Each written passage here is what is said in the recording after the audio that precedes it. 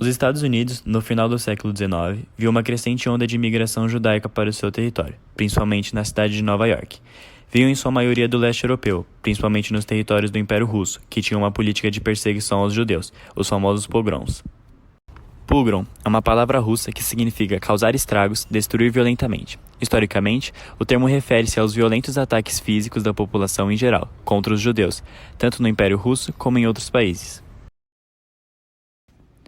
Chegaram nos Estados Unidos em um ótimo momento. Com grande expansão econômica e industrial, muitos aproveitaram essa onda para crescer economicamente. Vamos notar isso, culturalmente, com o grande crescimento das companhias teatrais da Broadway. Várias dessas companhias eram de propriedades de judeus. Na música, vamos ter os irmãos Gershwin, que inovam no blues. No cinema, vamos ter a fundação do Metro-Goldwyn-Mayer, que tinha entre seus sócios 2 judeus. Até mesmo na máfia, vamos ter a representação desse grupo, como Meyer, Lansky e Bug, 2 mafiosos judeus. Já na União Soviética, antes da Revolução de Outubro, os judeus já sofriam perseguições incentivadas pelo governo, os famosos pogroms.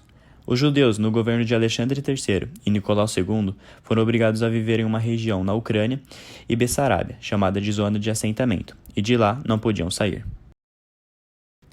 Isso tornou o Império Russo como principal origem de emigração judaica para outros lugares do mundo. Com as revoluções de 1917, a perspectiva era que a situação melhorasse para os judeus, uma vez que o czarismo não estivesse mais vigente. Entre os líderes da Revolução de Outubro tinham alguns judeus, como Leon Trotsky, Levi Kmev e Andrei Zdanov, mas não foi bem isso que ocorreu.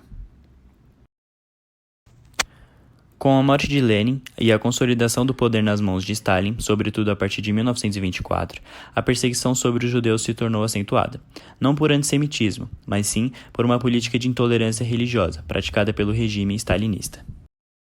A argumentação de Stalin estava no pressuposto marxista, que a religião é o ópio da humanidade, uma vez que líderes religiosos utilizavam de seu posicionamento de liderança para explorar os seus seguidores.